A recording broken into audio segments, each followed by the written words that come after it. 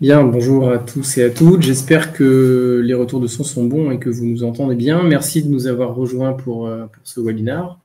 Merci François De rien. d'être avec nous. Bonjour à tous. Pour partager sur un sujet pendant 30 minutes qui est devenu une préoccupation majeure pour l'ensemble des dirigeants et qui va porter sur la question de l'évaluation et de la mesure de l'efficacité cyber dans un contexte réel. Alors, avant de démarrer et de rentrer dans le fond du sujet, on va rapidement se présenter. François, je te laisse commencer. Oui, bonjour à tous. François Hainaut. Donc, j'ai, pour ma part, dirigé une des grandes ESN françaises pendant près de 20 ans. Et aujourd'hui, je suis administrateur de société. Et donc, j'accompagne effectivement des conseils d'administration, mais surtout des équipes de direction dans leur projet de développement. Et donc Arnaud Lemaine, j'en profite pour partager le support qu'on a préparé. Je suis le directeur général d'Erium, qui travaille sur les sujets de cybersécurité, et c'est parfait parce que c'est le sujet dont on va pouvoir parler aujourd'hui. Donc le sujet qui est important, et je remercie François d'avoir bien voulu nous accompagner pour pouvoir en discuter pendant cette demi-heure, c'est la question de l'efficacité réelle de la cybersécurité. C'est un sujet qui est essentiel et qui est une préoccupation majeure pour l'ensemble des équipes cyber, ça depuis de nombreuses années, mais de plus en plus aussi pour les dirigeants qui se posent la question de savoir comment on peut être en capacité de savoir si le dispositif de défense fonctionne bien. Tout à fait, Arnaud. D'ailleurs, merci pour l'invitation. Je trouve le thème de ce webinaire complètement en phase avec l'état d'esprit des états-majors aujourd'hui des entreprises, que ce soit au niveau des conseils d'administration ou au niveau des comités de direction. En fait, il a fallu du temps pour que le risque cyber soit pris à sa juste mesure, pas seulement en termes d'occurrence, d'attaque, ça je pense que tout le monde en avait conscience, mais en termes d'impact potentiel. Et donc, bien sûr, les dirigeants ont mis les moyens pour sensibiliser leurs équipes, pour se doter d'outils de surveillance, de protection. Et finalement, la question qui se pose aujourd'hui, après avoir fait ces investissements, c'est bien celle-là. C'est finalement quid de mon efficacité réelle et quelle est ma capacité objective de maîtrise d'un risque qui peut malgré tout advenir. Voilà, donc j'aime bien cette question et c'est la bonne question. Et bien, on va regarder comment on peut être capable de répondre à cette question. Alors, quand on parle de l'évaluation cyber et puis de la construction d'un score, il y a plusieurs points qui sont importants sur la construction de ces éléments, de ces métriques.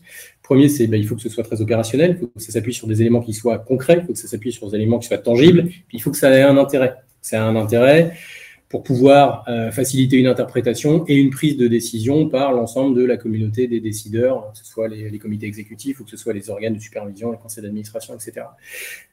Pour construire ces scores cyber, on va prendre en compte la mesure de deux composantes qui sont clés. La première, c'est de vérifier dans quelle mesure une organisation est capable de résister à une attaque en conditions réelles, en vrai, donc en confrontant à ce qui ressemble le plus à de l'activité cyber et de mesurer la manière dont elle va améliorer et faire progresser sa défense en interaction avec ses composants cyber. Donc concrètement, ça veut dire quoi? Sur le premier point, ça veut dire qu'on ne va pas travailler sur du déclaratif. Les fichiers Excel pour faire de l'évaluation, on les met de côté.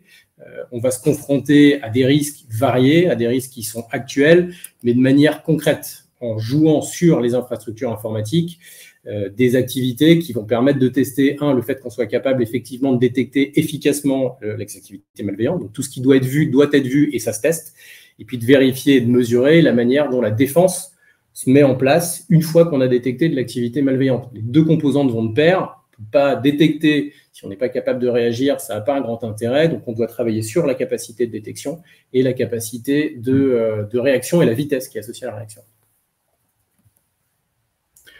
Donc, pour mettre tout ça en place, je l'ai évoqué rapidement, le principe, il est de soumettre les organisations à des attaques, alors maîtrisées, évidemment, tout ça, ça se fait dans les conditions de sécurité qui sont extrêmement strictes, mais ça reste quand même de l'activité qui est manifestement malveillante, et on va jouer cette activité sur différents types d'environnements et d'infrastructures, tous les composants de ce qu'est un environnement informatique dans une grande entreprise.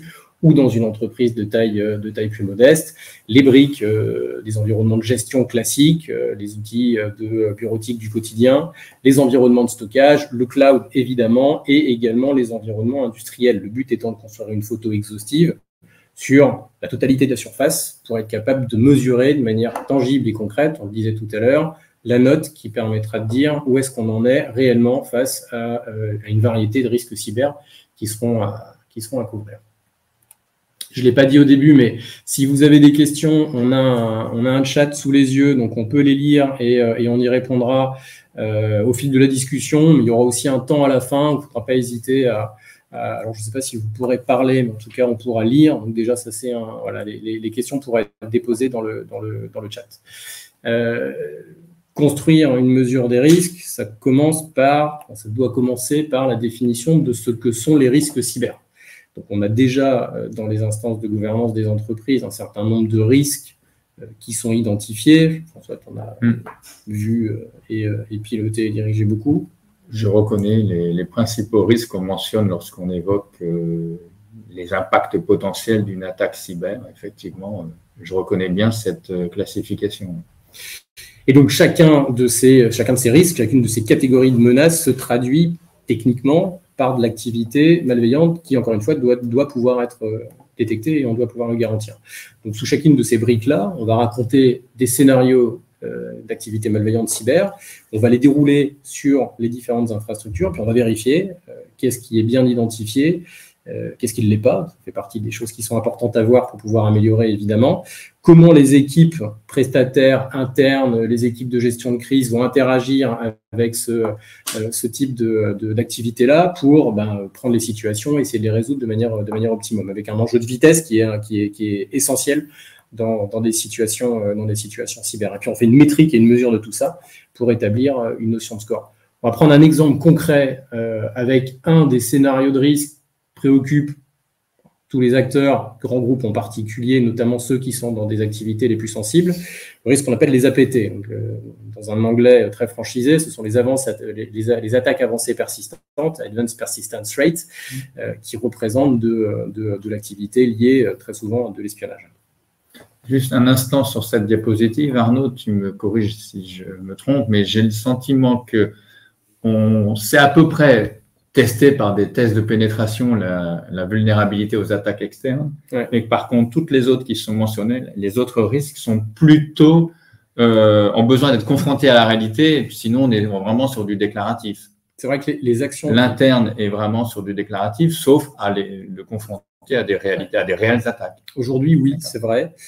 C'est vrai que sur les composantes techniques, la partie externe, elle est très coutumière des tests d'intrusion. Les entreprises en font beaucoup et depuis très longtemps.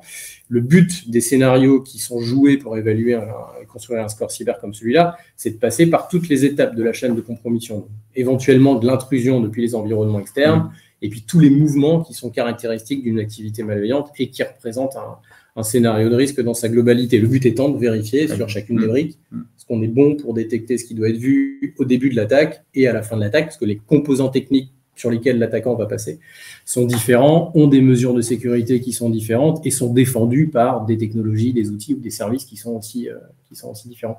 Ça va être très concret quand on va prendre l'exemple d'APT29. Alors, avant de rentrer dans comment on peut se confronter à ce type de risque-là, un petit mot d'abord sur APT29 et pourquoi APT29. APT29, c'est un groupe d'attaquants qui est bien connu de la communauté cyber. Il est hyper intéressant à plusieurs titres. D'abord, il a été identifié il y a déjà quelques années, ce qui veut dire que leur mode opératoire est documenté. Donc, on a de la matière qui nous permet de savoir comment ces acteurs-là se déplacent, quels sont les outils qu'ils utilisent, et on est capable de reproduire ces déplacements et de reproduire ces outils pour vérifier que s'ils étaient joués en vrai par un groupe comme celui-là, l'organisation pourrait les détecter et essayer de les bloquer au plus vite.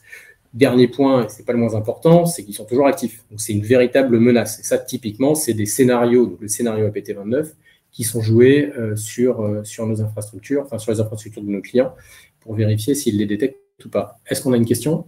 Oui, le contexte réglementaire et légal ne peut-il pas impacter ce score cyber ? Si, complètement. Alors, on n'en a pas parlé, mais effectivement, il l'impacte aujourd'hui, il l'impactera encore plus demain. Il y a deux réglementations européennes importantes qui vont Alors, étendre déjà le nombre d'acteurs qui vont être concernés par la question cyber, point de vue réglementaire, et qui vont aller un peu plus en profondeur. C'est DORA pour le secteur financier étendu et la réglementation NIS 2. Ce qui est intéressant dans ces deux réglementations-là, c'est que le message porté par le législateur est de mesurer la résilience opérationnelle. Et c'est un mot qui revient systématiquement. Opérationnel, ça veut dire en vrai, dans la vraie vie, sur le terrain. Comment vous êtes capable de démontrer une conformité à un cadre réglementaire spécifique de manière opérationnelle. Et donc, pour répondre à cet aspect opérationnel, tester techniquement les choses, c'est juste devenu indispensable et ça sera un prérequis de plus en plus pour des négociations, des discussions avec des assureurs et la démonstration d'une conformité face à un régulateur. Donc APT29, alors c'est qui? Bon, il y a toujours beaucoup d'incertitudes sur qui sont ces groupes-là. Pour le coup, l'incertitude, elle est assez réduite sur celui-là. Le consensus de la communauté l'oriente sur les services russes. C'est un groupe qui est, je le disais tout à l'heure, bien connu. Le mode opératoire est vraiment documenté. C'est un groupe qui a été engagé dans des attaques de grande ampleur. Une des plus connues était SolarWinds, qui était une attaque construite de manière particulièrement fine. Et il y a une multitude d'acteurs qui ont été visés en Europe, pas que, les États-Unis aussi ont été concernés. Donc, un groupe avec un niveau de capacité plutôt bon, pour le dire comme ça, actif, donc présent, et qui vise des acteurs qui concernent les industriels européens en premier plan, et certains ont peut-être été d'ailleurs concernés par ces activités-là. Et des agences gouvernementales. Et des agences gouvernementales aussi qui ont été visées, qui ont été impactées. Il y a beaucoup d'affaires qui ont été médiatisées. C'est d'ailleurs parce qu'il y a eu de la médiatisation et de la communication autour de l'activité de ce groupe-là qu'on a des éléments qui nous permettent de reproduire ce qui ressemble le plus à ce type d'activité-là pour tester plus proche possible du réel, le fait qu'on soit capable de les voir ou pas. Alors, il faut comprendre comment se lit un scénario d'attaque cyber. Il y a un référentiel aujourd'hui qui est le référentiel Mitrattack, pareil, qui est très connu de la communauté, qui va découper en 14 phases, 12 sur ce slide-là, mais en tout, il y en a 14, qui sont les étapes par lesquelles se déroule une attaque cyber. Voilà. Un groupe d'APT va passer par chacune de ces étapes-là. Première, ça va être de rentrer dans le réseau, de pénétrer le système, et puis d'avoir de l'activité de découverte, savoir où ils sont, comprendre, prendre leur place, identifier des machines vulnérables, les exploiter, récupérer de l'information et la faire exfiltrer. Donc, il y a un scénario technique qui se décline, qui est chronologique, qui est encore une fois documenté, qui s'appuie sur des modes opératoires spécifiques et sur des outils spécifiques. Pour tester et construire un score qui permettra d'évaluer la capacité qu'on a à faire face à ce type d'attaque-là, on va reproduire ce mode opératoire. Donc, ce séquencement qu'on voit sous les yeux, là, avec les systèmes de flèches, il va être techniquement rejoué et à chacune des étapes, sur chacune des actions, on va vérifier si on est capable de bien détecter ou pas. Et si on a bien détecté, est-ce qu'on est capable de réagir, de bloquer, d'investiguer ou pas. Et ce qui va nous intéresser dans un premier plan, c'est le ou pas. Parce que c'est sur la base de ce qu'on n'aura pas réussi à faire de façon optimum qu'on pourra améliorer les choses. Et on va répéter l'exercice. On va répéter l'exercice en rejouant sur différents environnements de l'organisation, environnement informatique, le même scénario pour nous assurer que, quel que soit l'endroit ou l'environnement sur lequel il est joué, on aura la même capacité de défense et qu'on va s'améliorer régulièrement. Et puis, on va s'assurer aussi, en le rejouant, que dans le temps, on est de mieux en mieux armé pour être capable de le détecter et qu'on n'a pas de régression, qu'il n'y a pas de retour arrière, qu'il n'y a pas d'abaissement du niveau de sécurité. Et ça nous permet d'établir ce fameux dashboard, ce score opérationnel que l'on construit sur une échelle de 0 à 100. Alors, assez instinctivement, quand on est à 0, on n'est pas très bon, quand on est à 100, on est plutôt très bon.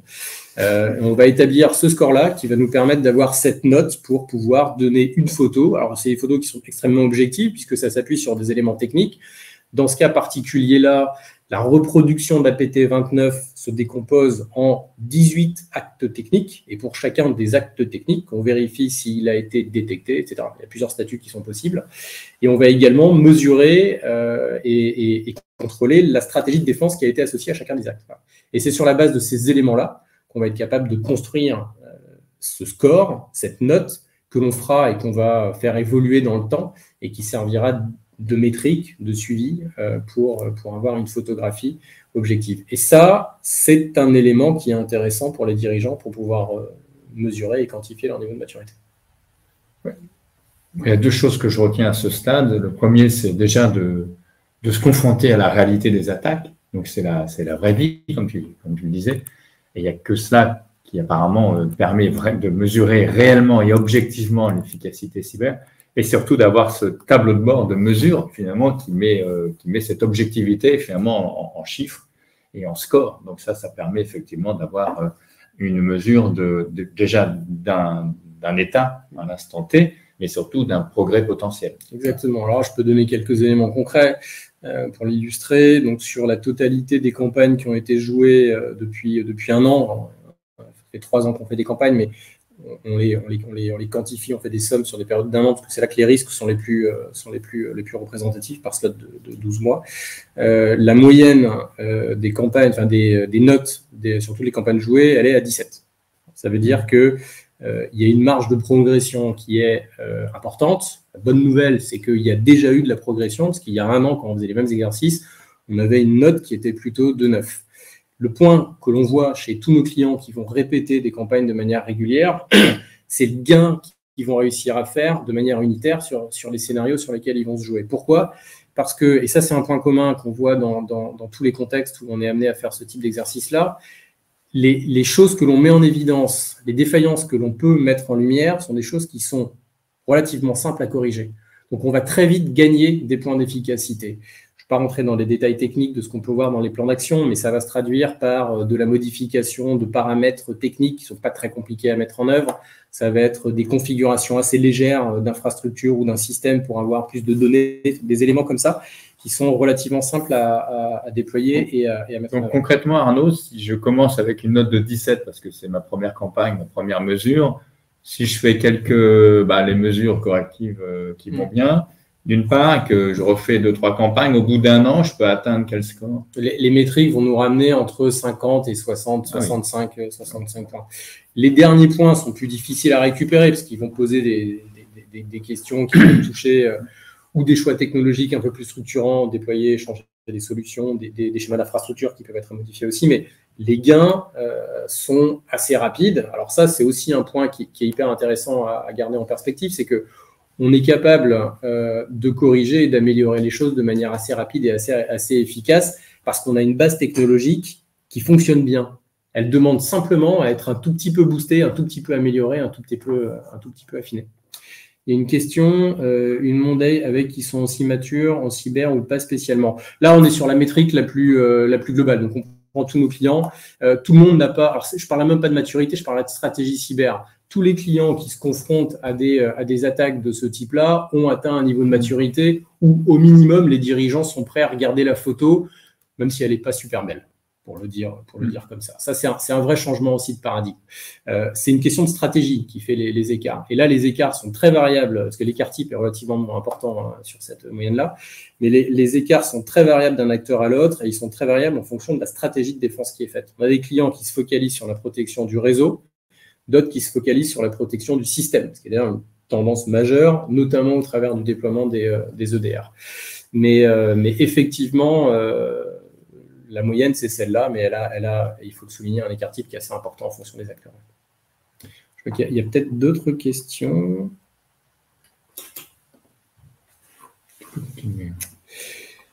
Ah si, attendez, une question. On pensait que surtout d'efficience et moins d'efficacité, car on peut déployer une armada coûteuse d'outils et de process qui peuvent être disproportionnés par rapport aux enjeux de risque. Donc, avoir une approche héroïque de la cybersécurité, c'est-à-dire savoir où je dois investir pour avoir une efficacité maximum. Vu le foisonnement d'outils de process, j'ai l'impression que l'approche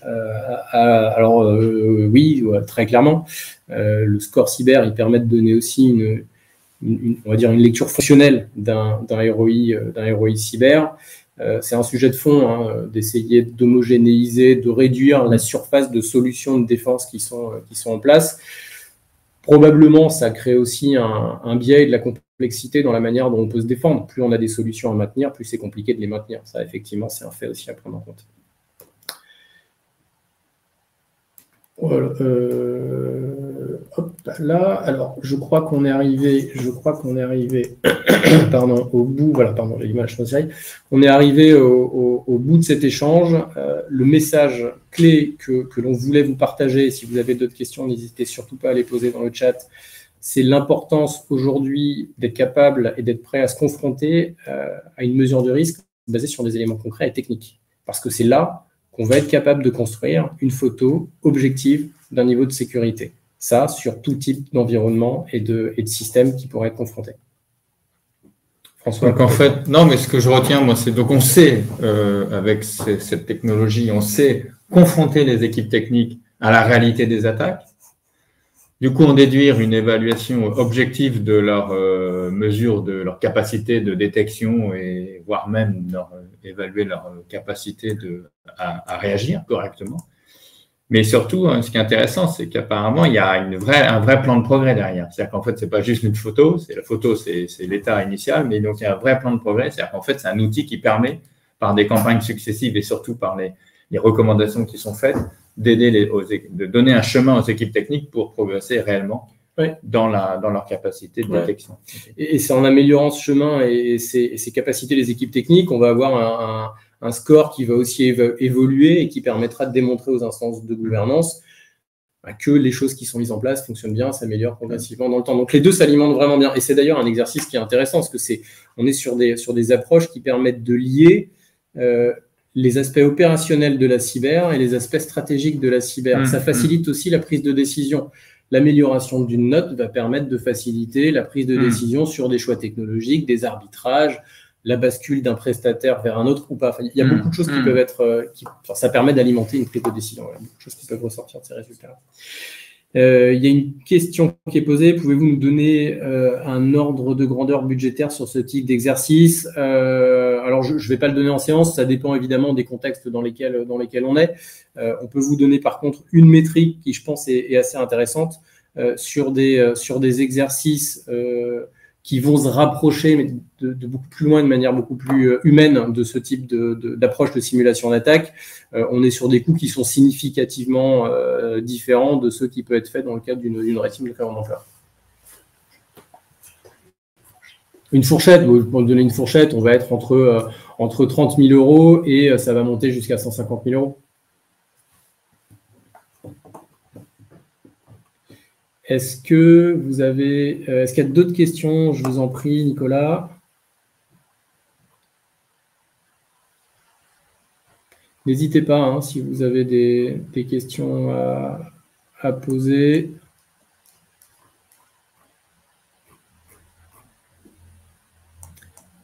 Bon, dans ces cas-là, on espère que ça vous aura apporté des éléments pour alimenter vos réflexions. On va vous souhaiter une bonne soirée. On va vous remercier. Merci beaucoup, François. Non, merci, c'est très intéressant. Ce petit moment d'échange. Très convaincu. Ici, il y a encore des questions qui arrivent. Alors, c'était les remerciements. Merci beaucoup, Marie. Merci infiniment. Je vous souhaite une très bonne soirée à tous et à très bientôt.